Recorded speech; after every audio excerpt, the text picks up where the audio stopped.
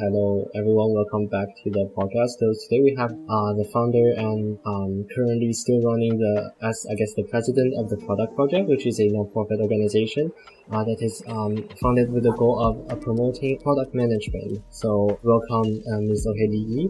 And how are you, Ms. Ye? Great to be here. Thank you for having me.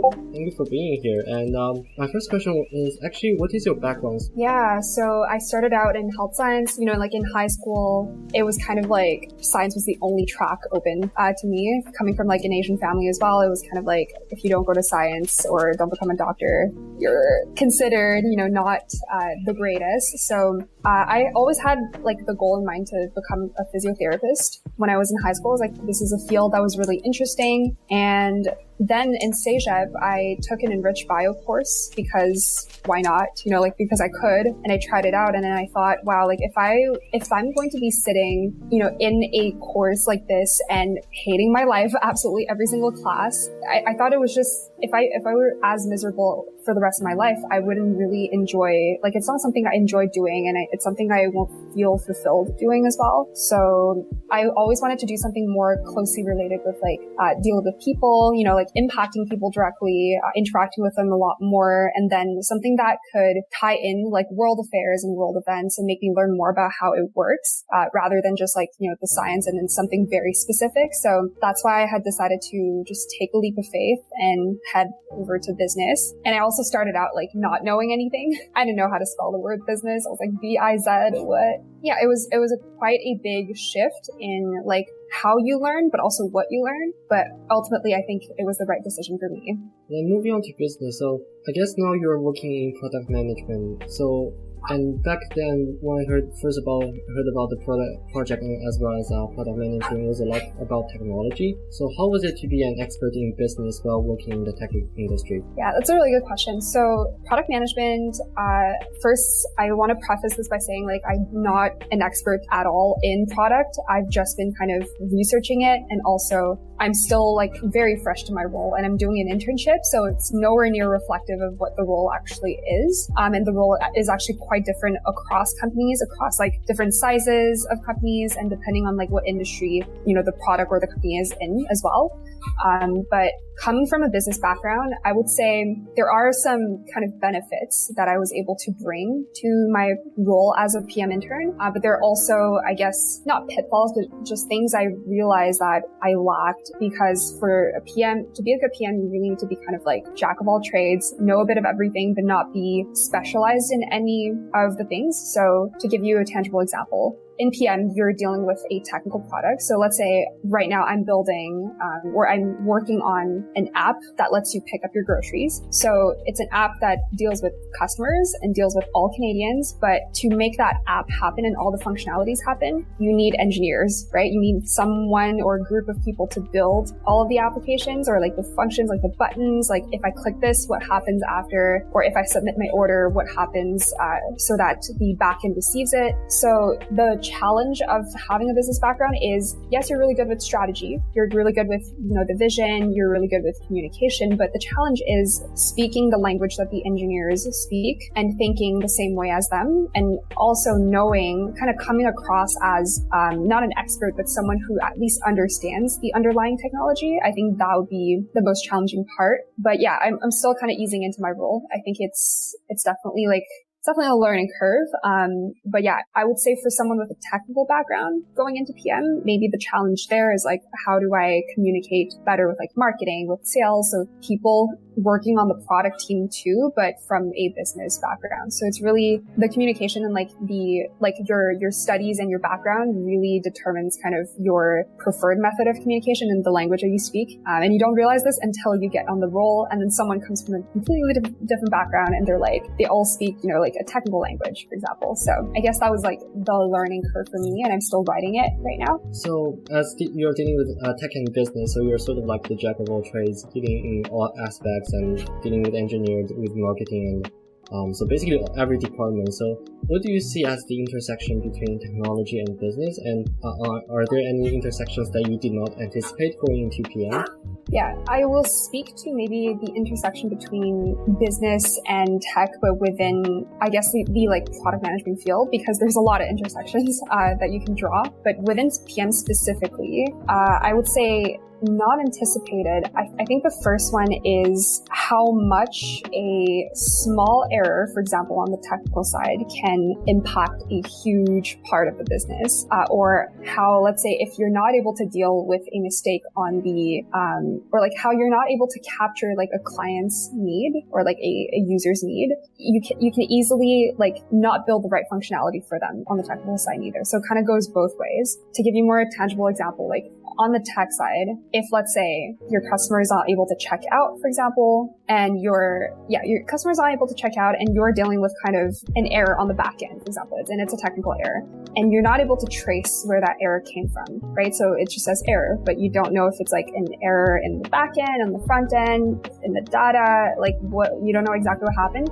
Well, this customer is not going to be able to check out. So if you follow that same kind of logic, like if customer is not able to check out, then that means maybe it's not only him or her, but a group of them. And when a group of, what does that actually represent for the business? That represents a lot of revenue, right? So it's really about connecting the dots between like, okay, what is the impact of this technical error or decision? And then following a flow and a series of like, you know, kind of like a ripple effect all the way back into the business.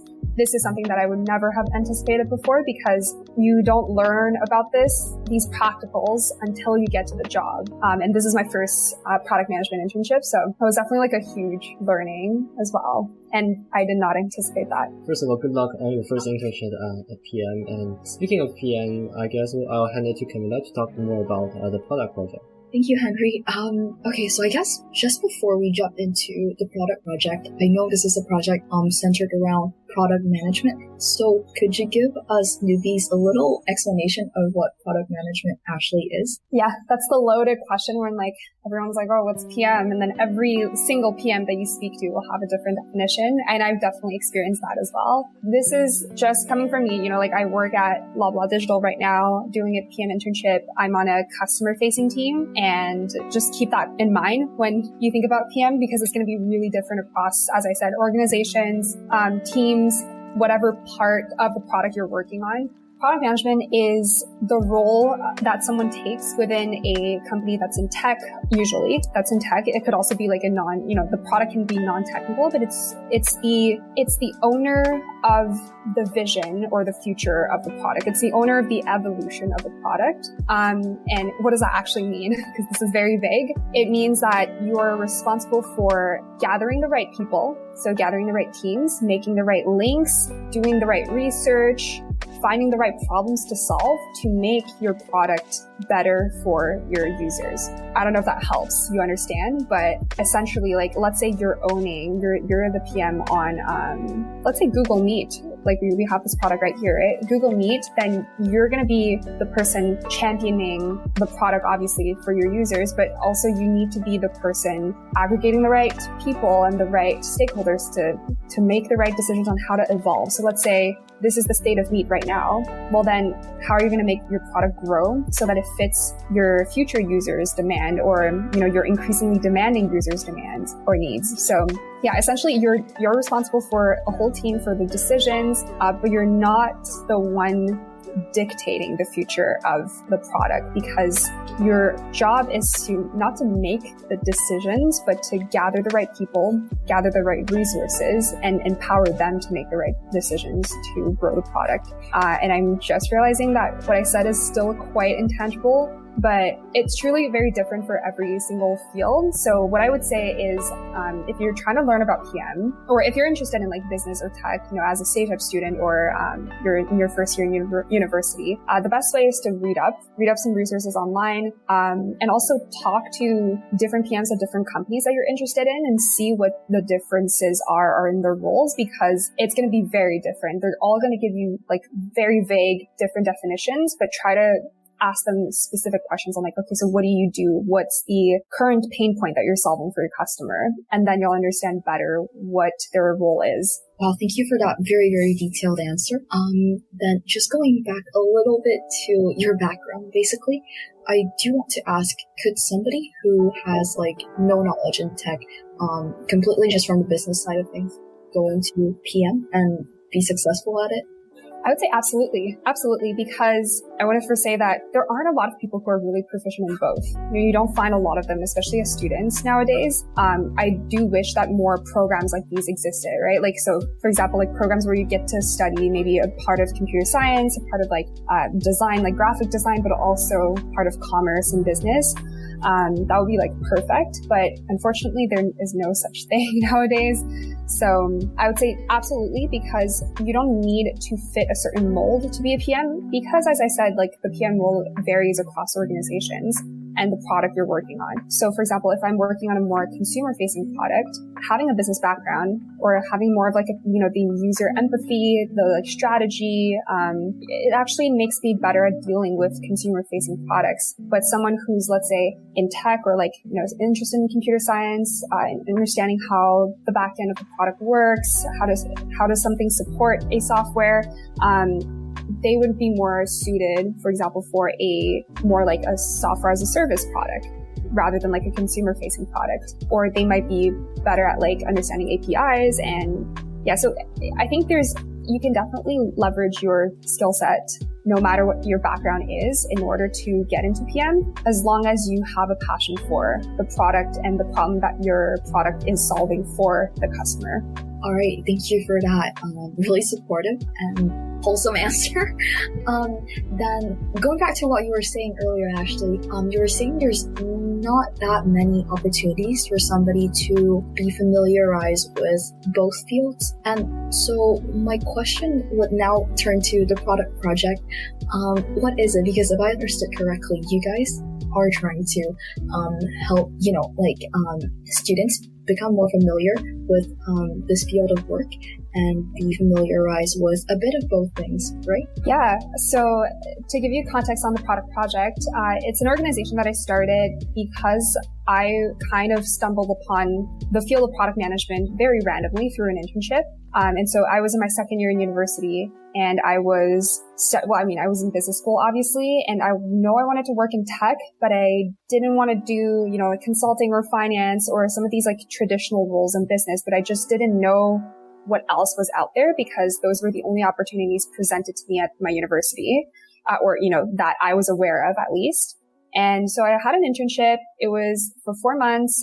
We were building a product to solve one of the challenges presented to us from Canada's leading banks. And then we came together, built like a recommendation algorithm that was kind of similar to what Netflix like usually runs on. So whenever you open your feed, you get your match score, you get a percentage for each movie that's been recommended to you, right? And we built something very different, very similar as this, but in the realm of offers on a credit card. So if you were, let's say, like this X bank's like customer and you had a credit card with them, they would usually like to keep you, right? To keep you as a loyal customer, they would send you offers, discounts, rewards, like points to redeem, think air miles almost.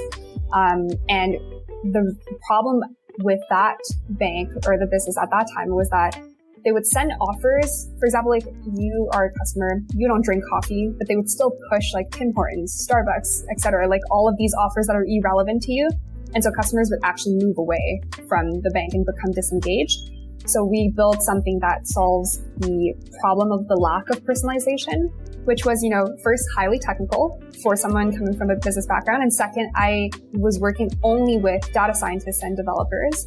And I had to kind of take care of the vision, some parts of project management, but also discovering the user's needs, dealing with all the stakeholders, managing presentations, framing a story also around the product that we're pitching. So in that sense, that was my first exposure to product. And then someone had told me like, oh, what you're essentially doing is product management. And then I was like, but I've never heard of this role. Like, can you tell me more about it? And turns out it was actually a very prominent role, or like it's a booming role that stemmed in Silicon Valley. I think it was started at either Yahoo or Google. And I'm supposed to know this, like I'm literally like championing PM, but I don't.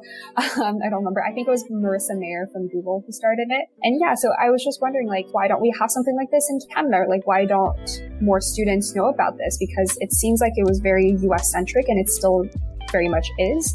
And so I decided to just talk to a few PMs that I knew in Montreal and kind of see if we could build a bit of attention or like a bit of awareness around this role, and tell students that, hey, if you're interested in business, but at the intersectionality between business, design, and technology or engineering, that there is something out there for you to aspire to or to look forward to in your career in the coming years. And so yeah, we ran for a year, the product project. It essentially tries to introduce in like a very natural way. So like we ran 6 webinars in the summer on just working in tech in general. So presenting the 4 prominent roles in technology, which are product management, obviously, product design, and also software engineering and data science. And the videos are actually available, so I can send like a link to you and you can share it with like the listeners if you want. But yeah, we had these webinars and multiple other topics, such as what is it like working on a product from a startup versus at a big firm? What is the difference between project and product management? Because the concepts are pretty, like the words are similar, the concepts can be overlapping as well. And also, what is product design? So not just completely focused on product management, we wanted really to show the versatility of working in technology as someone from a business background. And then so after the webinars, we were kind of thinking, maybe we should run something a little bit more tangible, because, speaking or listening to someone speak is very different from getting hands-on on some activities. So we really wanted students from any year, any kind of schooling, to just experience what it is like to solve or like be in the shoes of a PM. So through product discovery, which is one of the frameworks that PMs use in tech nowadays. And so in that framework, like we ran a 4-part series workshop with Dialogue. So one of Montreal's, they actually IPO'd, but they're one of Montreal's or Canada's leading telemedicine startups. The team was very, very nice. We ran 4 workshops. They were all co-created with product managers at Dialogue. And we basically took a cohort of like 20 to 30 I was going to say students, but some of them are also young professionals willing to transfer into tech or transition into it. And we took them kind of through the actual process of discovering a new feature for their app or one of the products that they're offering. That one was very successful as well. And I think the major learning from running TPP is that you can't really force a field onto someone. You really have to show what's really great about the role, the ins and outs of the role. The practical will also be like theoretical knowledge that is required to get into the role, to someone in order for them to be, to be receptive, to discover more and like actually like be organically interested in the role. And I think this is the best kind of definition I can give for the product project, but it's definitely really exciting.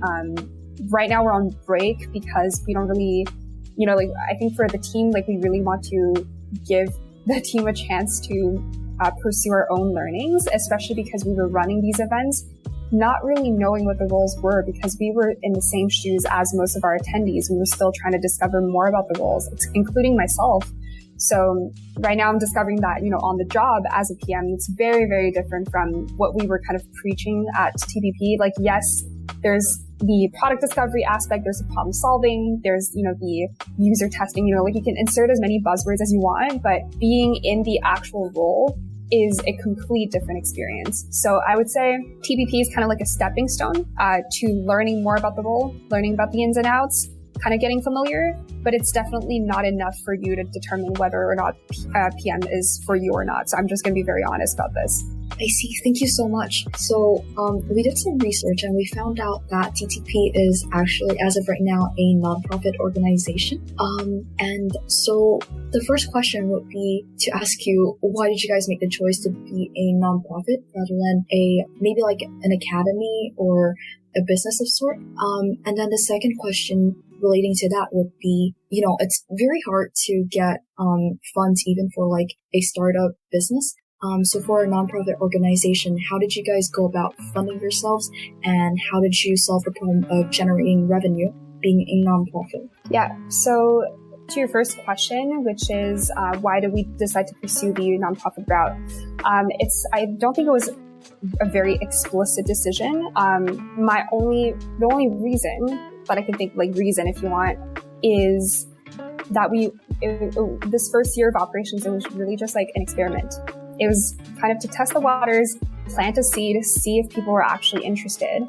And so our goal wasn't even to like make money or anything. It was really just to see like, is there interest? Can we validate that there is need for, an organization to come in and present the ins and out of tech for students that are interested in working in business, but also in tech at the same time. So it wasn't even top of mind, that it wasn't like a conscious decision like, oh, are we going to be nonprofit or are we going to be like making money? Like it wasn't a major decision. And so I would say it was actually beneficial to us because we were able to test an idea and really get to the root of it without thinking about the profitability aspect just yet. And it really helped us understand our user base and also what students really wanted ahead of making money. That's definitely a side objective where it wasn't even an objective. So that's the first kind of answer to your first question. The second question you asked was what kinds of ways we found funding, right? Because, as we're all broke students running this organization and so to that, I would say first, it wasn't really costly to run. Everything, could be done online. There's a lot of free tools that we could use. So we use like Airtable to organize, it was kind of like our customer, like attendee database, but also for project management. We used Slack, which had a free version, obviously. Google Meet was free. As long as your webinars don't reach like a capacity of like 150 or something. So that's what we used at first. Zoom, we had it with McGill. So all of these platforms were like free to us. So it really, funding wasn't necessary. But then we also, with the second part of, the first year of events, which was the product discovery workshops with Dialogue, we actually tried out like a pricing scheme because we were like, hey, we're working with these professionals who are dedicating a lot of their weekly time outside of work to craft these workshops with us. And so we wanted to charge and see if there's actual demand when we charge these workshops and when we don't make them free, right? So when we charge these workshops, is there actually demand and from what types of people? And can we maybe cover some of the like small business expenses like G Suite, and then at the same time give back to the workshop leads who ran these, who designed these amazing sessions with us. So how we decided to do it is obviously go small, don't price it too much, price it as it reflects the value of the quality of the workshops, obviously. For the quality, I would definitely I think for just the quality of the presenters and the speakers that we had, it would be priced a lot higher than what we actually did. But we kept in mind that we were dealing with mostly a student customer base, some young professionals. So definitely couldn't price it too high, especially because there's a lot of free resources online as well. So we decided to charge $5 per workshop, but the bundle would be $15. So you get 4 workshops for $15, which is 1 workshop free. And so that was kind of just like an incentive for people to buy the actual bundle instead of buying the workshops individually, but they could still do that if they wanted to just like try it out. And it really validated that, first of all, most people did end up getting the bundle because our workshops had a progression to them. So if you attended the first one, or, if you want to maximize your learning experience, it would be best if you attend all 4 of them because they're kind of connected. It's in a sense like it kind of flows into a story or a process. And so, that need got validated. And also it validated that, people were willing to actually pay for events like these because of the quality. And we didn't see too many dropouts from, session to session. So our churn rate was pretty good. And so, people were willing to stay if they started out with the first workshop and they bought the bundle. I think it's all about being creative and keeping your target customer in mind, right? Like keeping in mind like what their profile is while still trying to validate something or a hypothesis that you had, which is, are people willing to pay for it? For us, it was again, an experiment. The second, I guess, way that we found funding was we ran a competition, and I don't remember if Camilla, you were in the competition. Were you in Hatch? Yeah. Okay, there you go, because your name sounded super familiar. So yeah, that competition, so we really wanted to give out prizes to, the winning teams. And at that time we had like pretty much zero budget, as we would as an organization founded by students.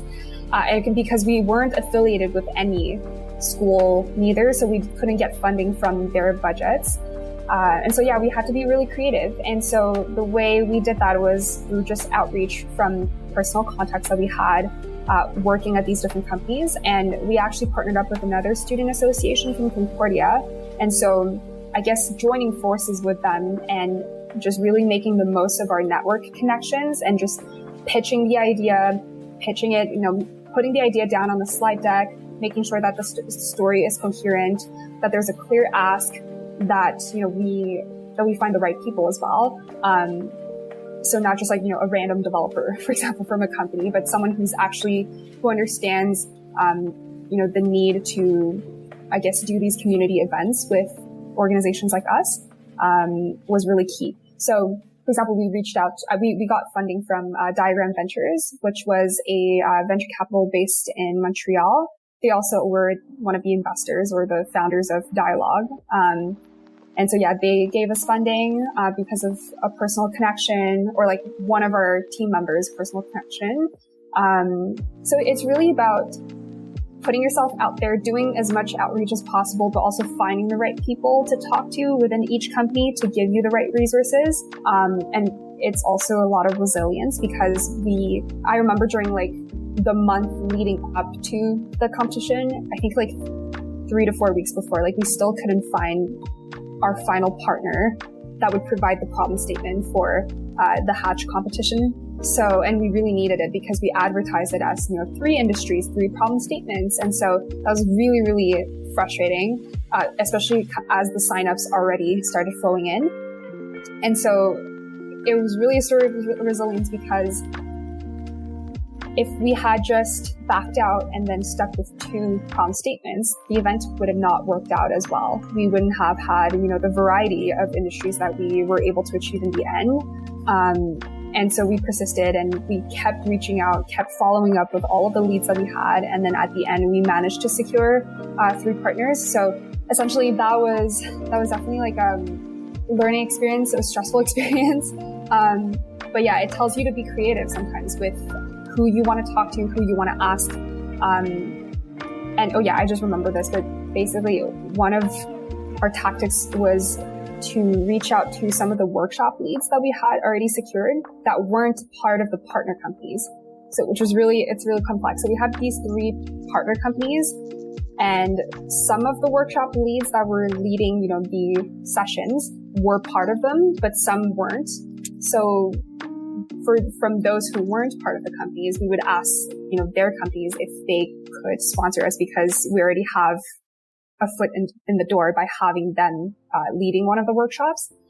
So yeah, it's just about being creative, leveraging every connection that make the ask clear, and don't be afraid of asking. I feel like a lot of, in the shoes of a student, especially, like you can say so many times like, oh, who am I, just a student, to like request money from them. I would say believe in yourself, believe in what you're doing, believe in the cause that the impact that you're about to make. And as long as you sound confident in it, there is going to be a party from a company that is going to believe in the mission that you're doing and be willing to contribute to like any sort of help, like funding or, leading workshops. So that's kind of like key learning from looking for funding, that experience. That was such a cool answer. I have one last question before I hand it to Henry, because I'm sure he has so many questions that he's so eager to ask. So if that's how you guys acquire your funds, going about using your connections and all the resources already available to you, then how did you guys go about marketing your events? Because I know that you guys did a very good job marketing it, but since you guys are all students, I just want to hear from your perspective of how you guys strategize your marketing campaign. Yeah. That's a good question. So for marketing, there's 3 elements that come to mind.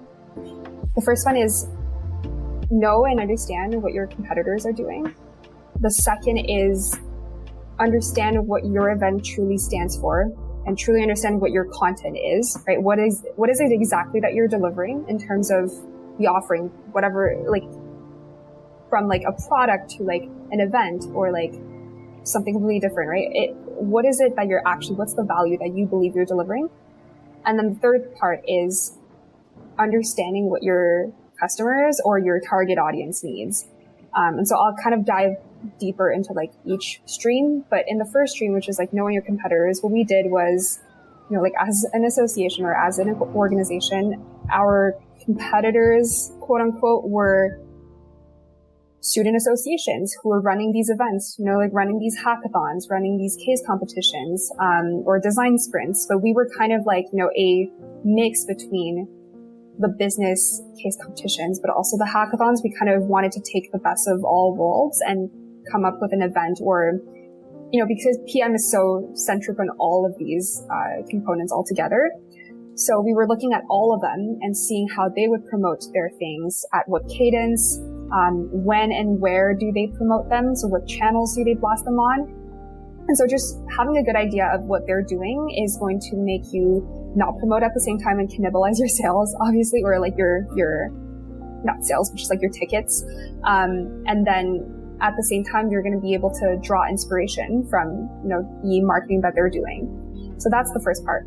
The second part is understanding what your organization or what your event truly offers. And that's the easiest. I feel you don't really need to do a lot of research. It's really about, you know, your team and yourself are the ones who put together this event. So you should be understanding what exactly it is. Very clear, the value proposition, like, especially because we were in the shoes of our target audience. So it was really easy for us to like uncover what that value truly meant.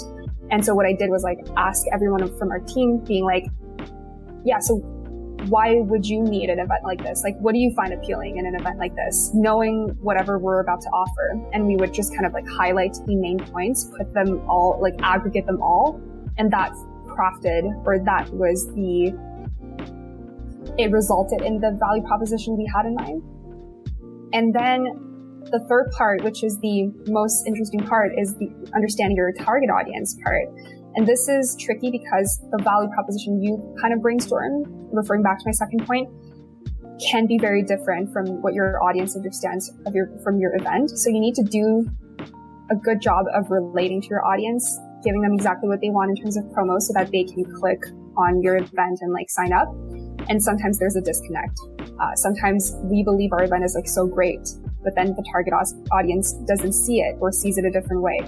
So the way we had gone about it is first, do a lot of research on your customers. So kind of applying the same product principles almost, like product management principles. So we launched multiple surveys throughout the year and multiple feedback surveys as well, just to understand first, like, what is it that our audience actually wants or wants to learn, wants to hear, wants to do in the events. And the second part is having attended the events, what would make them come back? Did they have a good experience? Can we maybe draw some learnings and, you know, areas of improvements that we could work on? And so really doing research to understand the target audience is so important. And I remember we crafted maybe 5 to 6 surveys throughout the year just to understand better what the audience want, because it shifts over time. You know, we were running 1 year of operations, so what they told you in June 2020 is not going to be the same as what they need in March 2021. So yeah, it's just about being consistent with your surveys and your research, drawing insights from that. And yeah, based on the audience's answers, or based on the answers that we collect, we kind of analyze them a little bit, find out the major themes that, you know, the major pain points. So what exactly is a student in his last year struggling with? Is it that they're struggling with school, or is it that they maybe don't have opportunities in technology, right? So with these words, these exact words that these students would tell us, we would craft our marketing messages using these exact words, because that would speak to them the most and be relatable. And I would say that's like a huge component of marketing, which is really understand what they're going through, what their pain points are, crafting your story and your message directly to reflect that, and to be like, hey, we have an event that would practically solve these problems that you have, so come to it. So I would say competition, understanding your value prop, and really following your audience's evolving needs and translating that into your marketing message. Thank you so much. I'm gonna hand it back to Henry now because I'm sure he's so eager to ask you so many other questions. Yeah, first of all, I just want to say excellent advice. Definitely taking notes as well. I guess one of us will be editing this, so I guess I'll just copy everything down and move from it. And back to the product project and also product management in general, you were talking a lot about the right people. So how do you go about the process of finding the right people, especially as a student? How do you find the connection and the network? So are you talking about the right people to form a team, or the right people to talk to when you need to build something? Actually, both. Both? Okay. I can start with team. So we can maybe talk about how I found the people to build TPP with, because that was definitely it kind of happened organically, randomly. But there's a way I kind of went about it. So I was alone on this initiative at first because I was kind of just thinking about it through my head and laying all the research out, talking to these different product managers, trying to find out how can I actually make this happen. And I would say the first thing I did was to plant a seed out there. So just put yourself out there through an event or through a survey or through an article, or just do something on your own, right? Do the minimum amount of thing that could maybe trigger interest. And the right people that are interested in whatever you're doing, no matter how small, are going to flock to you. And these people are the ones that you really want to keep and the ones you really want to have a conversation with, because perhaps they can be your next founders or part of your team. So that's exactly what happened with TPP. I sent out a survey to gather interest from different students from different backgrounds, at the same time researching their pain points. What is it that you need from being in school? What's something outside of curriculum that you actually would want to see happen? And then at the end, I left an optional field, and I just said, hey, if you're interested in building this out with me, please leave your email. And it was optional, right? So I didn't force anyone to leave their email. And leaving that at the end, I actually received, I think we collected about 50 answers, and I had 20 emails by the end of the survey response collection, just left like that. And these are the people that you really want to make sure you get a hold of, because they left their emails for a reason. They're interested in whatever you're doing. And so I reached out to these people, and I emailed them. I was like, hey, thank you for filling out the survey. You indicated by leaving your email interest in building out an association or an event series with me. So I'm just going to put myself out there and say, if you want to chat, you can book 30 minutes with me, and we can maybe brainstorm about how we want to build this up. And yeah, so that's how I found my team, initially. And that's how we built this whole year of events. So I would say, yeah, put yourself out there, do the minimum amount of thing to kind of indicate interest, and the right people will come flocking and hold on to these people. The second thing, which is how do you find the right people that could help you solve a problem or answer your questions? This is something I would say I am still trying to find answers to be honest. I'm still struggling with that because in my APM internship right now, this is what I realize, this is what I have to do. I am not the person to find answers. I'm the person to gather the right people to collectively find answers to a problem. And I would say at first I was really clueless as to who to ask, because I could ask someone and that person could not have the answer and direct me to someone else. So I would say the first thing, even before finding the right people, is breaking down your problem into smaller subcomponents. So if you have a very vague and ambiguous problem, let's say how do we increase monthly active users of Google Meet? This is such a huge problem. You're not going to just be like, okay, let me grab 4 people and they're going to be like able to find the right answers.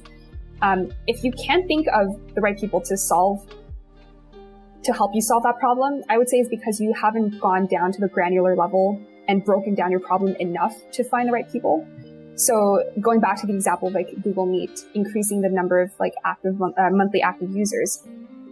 Well, in order to increase monthly active users, there are there's like so many different variables that impact the monthly active users, right? There's how well the platform works, how visible is the platform compared to other platforms like Zoom, or I don't even know, like I literally only know Meet and Zoom in my head right now.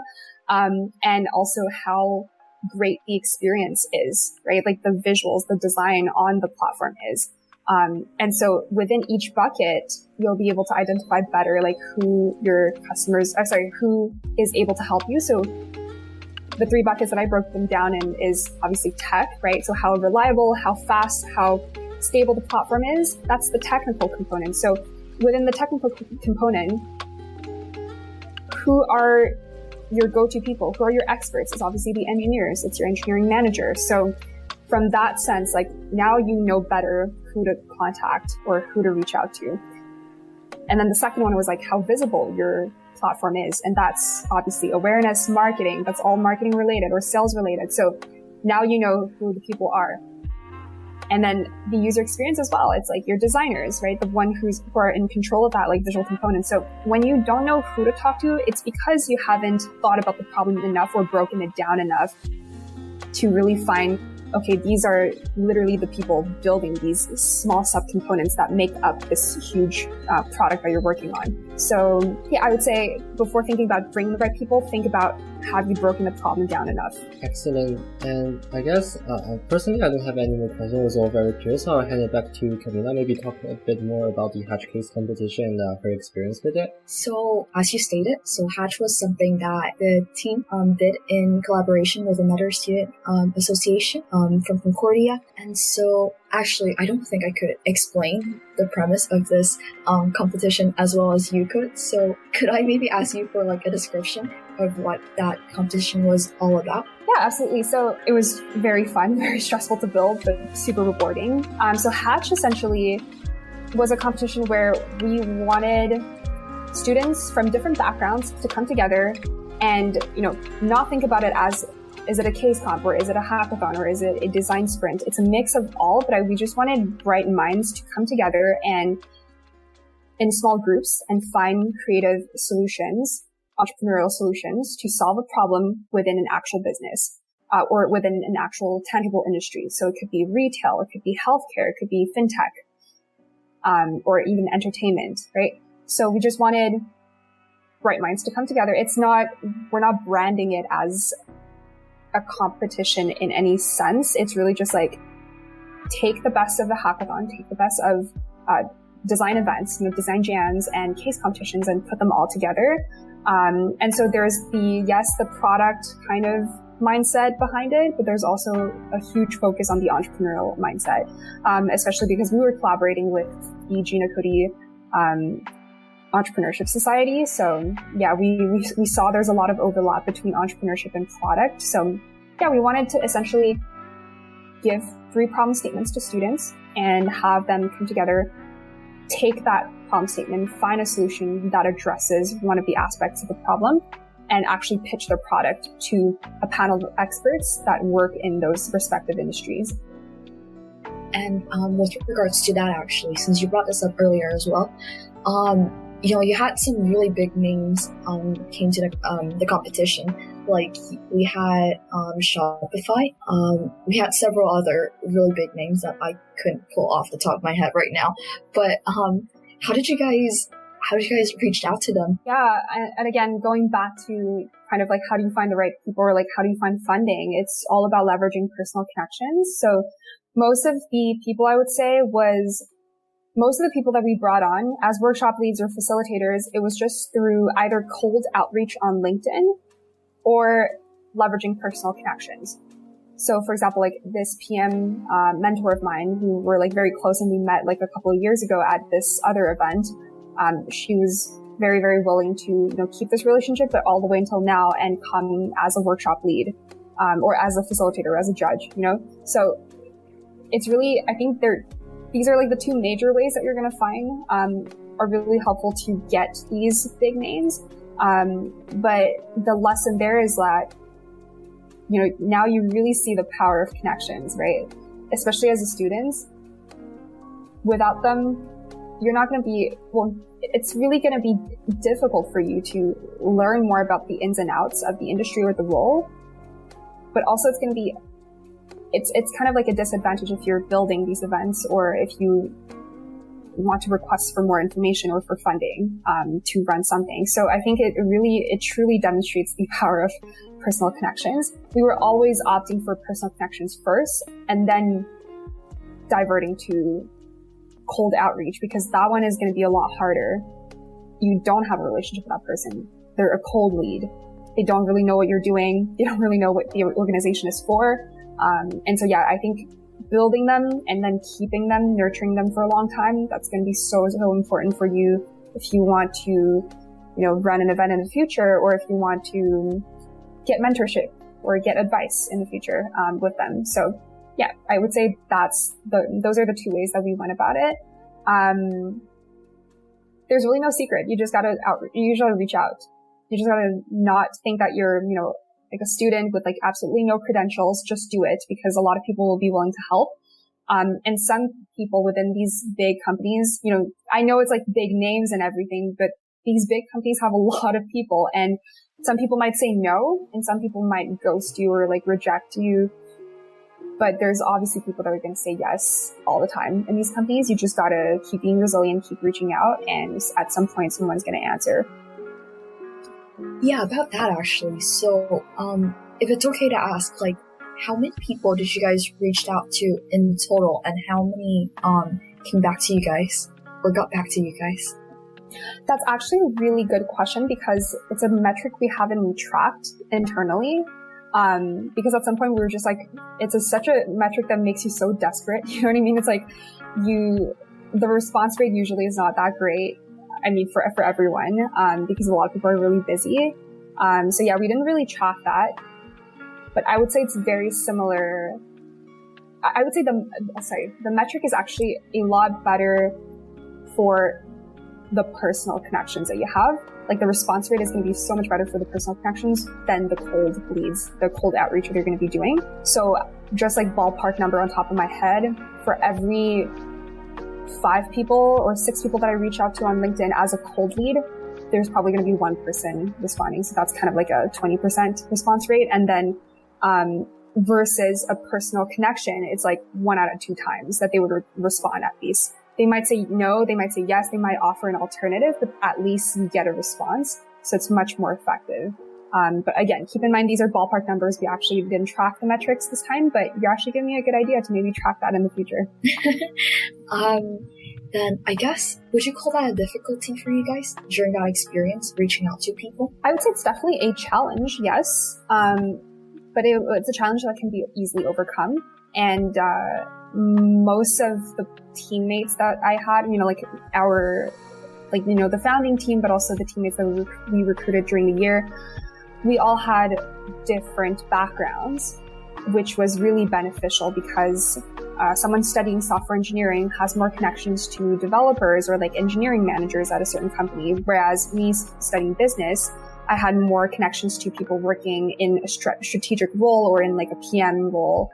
Versus someone who's like, for example, in design or in data. They have, we all had almost non-overlapping groups of contacts, which means our reach gets bigger, right? Because there's no like intersecting points. And so because of that, I think it was actually pretty beneficial. So I think we were pretty lucky with the shape of our network connections. If you were to like draw it overall, draw the web of connections, like we had a pretty good reach. But again, is always like, for students is always going to be harder than later on in your career, to reach out to like overcome that difficulty, because you don't have that much exposure. You're not already in the workforce. And so that's why also coming back to building these relationships, like it's never too early to start building these professional relationships with people that you see on LinkedIn that are interested or that are working on a company that you're interested in or an industry or a role that you aspire to, taking in the future. Thank you for your answer. Then I guess the question following that would be, other than that, what are some of the other challenges that you guys had to face or had to overcome during that experience or that event? My gosh, where do I even start? Yeah, that's a loaded question. I would say, okay, in terms of challenges, we're not going to talk about outreach. Outreach is already like one that we discussed a lot. But I would say the first main challenge I can think of is the fact that the field is very new. PM, nobody really understands it. Everyone has different definitions. And so if we use the words product management in our marketing, nobody's going to understand. Nobody's going to come to our events, which was quite frustrating because it was literally the role that was centric to whatever event or meetup that we were building. And we couldn't use it. So we had to find workarounds to market it properly in order to actually have an audience, but without using the actual words and without being too nitty gritty within the specifics of the field. So that was the first challenge. And I think the way we overcome it was, again, first by doing a lot of research, understanding what kind of language or what kind of words does our audience base actually understand? That's not product management. So, it could be business, it could be technology, or it could be something at the intersection of both. It could be design. So we were throwing these words that spoke more to our audience, instead of just using directly product management. The second way was to focus on these smaller aspects of product management that were, for example, product strategy, data, analyzing data, right? All of these small components that make PM or that are important to the PM role, these are all worthwhile to talk about or to dissect or to run a workshop about. So, and these would actually speak to our audience a lot more. And so it's really finding workarounds and being creative with the way that you market it and really understanding what your audience wants and understands. And it's totally okay to not use product management in even if it's the end goal or the thing that you had in mind at the first place. So really being flexible and adaptable. The second challenge I would say is it's just the difficulty of running the events logistically.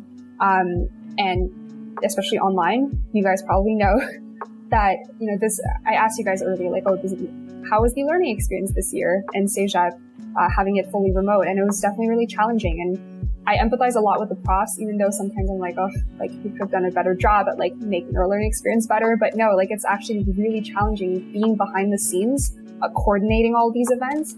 I remember for the webinars, we were running 1 hour webinars during the summer that the pandemic just hit. And we had to plan exactly at what minute of the hour we would do whatever action to make sure that the webinar runs smoothly. So we had, every single time we had a schedule, we had someone animating. So it's really the coordination of all of these events is much more detailed than you would expect. And for someone who experiences a really good webinar, without interruptions, without any technical difficulties or time lost, they don't often realize how much work has been put into it because it's run so smoothly. But once you are on the flip side, the backstage, that's when you realize there's a tremendous amount of prep needed. And so just catching these edge cases, what if this happens? Oh, then we need to deal with this flow.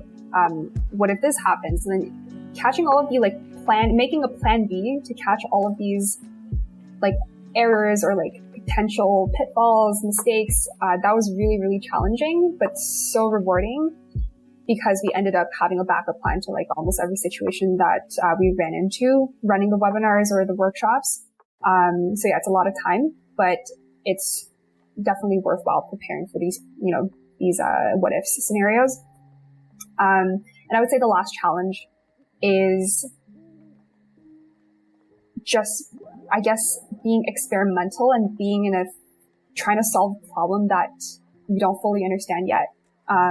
which was really, literally like it summarizes the core of like our first year at TPP.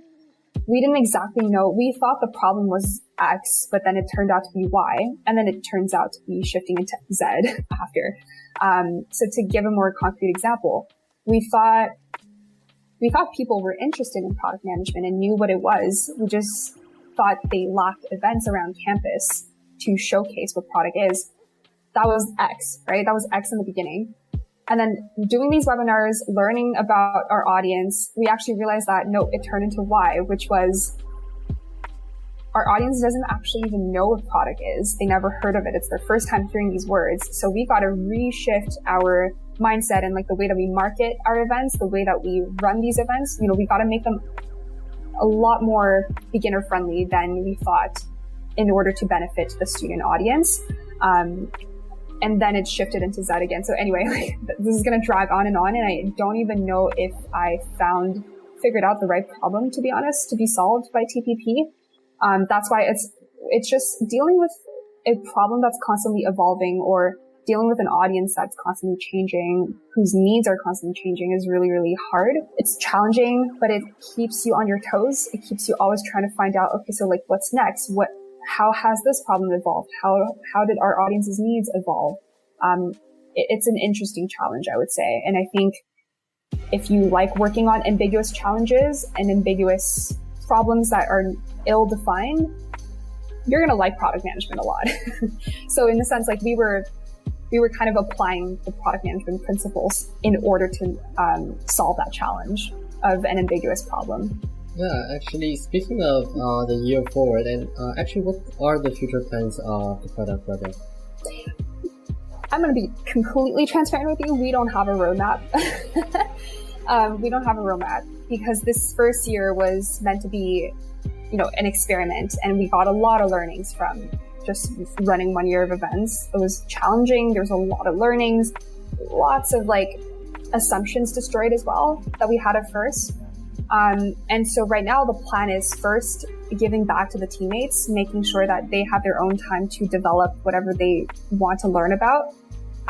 Interestingly enough, our team, not everyone is interested in product management. I know it's very like, whoa, like you're literally building the project.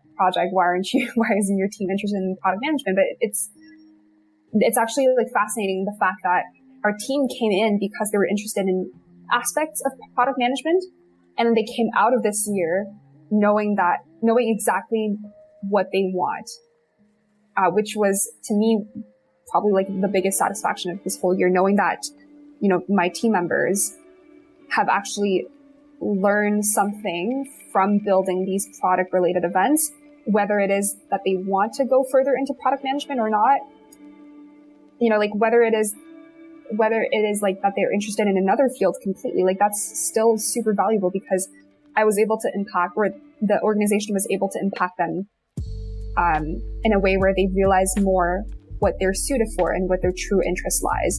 So yeah, the first step is to give back to the teammates, making sure that they have time to explore their different internships, including myself, like making the most of the product internship.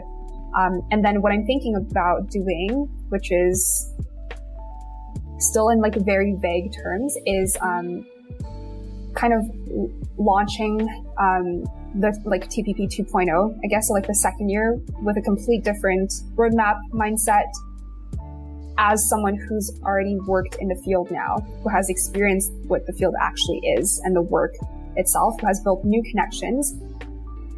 My next challenge is, how can we make product management more accessible to more people? And how can we empower maybe interns or associate PMs already working in the role? How to give them a better learning experience by creating this community of support, no matter at which firm they're working at. So as you can see, we're kind of shifting, like I'm thinking of taking it more towards supporting PMs that are actually in their role, or, just started in their associate roles or in their internship roles. And with less so of a focus on like, that student community, although like I would love to run events with students and, Hatch 2.0, that's definitely like a possibility. It's just that I guess the focus or like the vision moving forward is how to support people that are kind of evolving in this role already. So yeah, I would say that is in general like a vague direction. But again, I want to keep experimenting. I want to keep that like open-mindedness and see whatever opportunity can come out of it. Because right now it's quite blurry, to be honest. Well, I guess wherever the product project goes, we look forward to hearing more from it, because I know Camila and Yana and everyone involved in Hatch, and I guess also back in the mind of this conversation during the networking, I really enjoyed talking to you and your team, and I personally also really enjoyed your presentations as well. So we look forward to where it goes, and it was a pleasure, and it was very lovely to have you on. Thank you so much for taking your time with us. No, thank you for having me. This was super enjoyable. And yeah, like honestly, if you ever need like advice on how to run like an event or like market a podcast, like feel free to reach out to me. Like I'd be more than happy to help. Or even if you want to chat about like career in general, or like uni programs, I'm here. Well, thank you so much for letting us do that. And we'll include all the webinars down in the description for any listeners who want to go check them out, which would be, I guess, I will do so even after this recording. So other than that, again, very lovely having you on, and I guess thank you so much. Thank you everyone who tuned in to listen. I hope you enjoyed listening to this episode as much as we did during the interview. If you liked this episode, learned something, or just want to help out a bunch of students, please leave a review, write a comment, and share this on social media.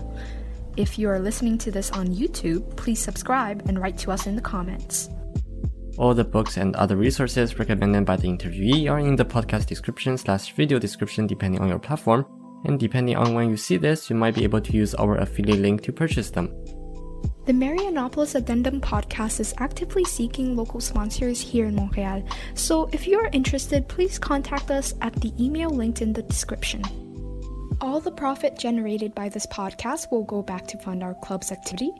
If we have any surplus, they will be donated at the end of every month to a local charity. This episode was edited by Camilla Huang. And the artwork is done by Camilla Huang. The producers and guests associated with this episode may express their opinion, but this podcast does not support any political parties. We only aim to bring different perspectives on different issues through the free exchange of opinions and ideas. We look forward to seeing you at our next broadcast. Cheers!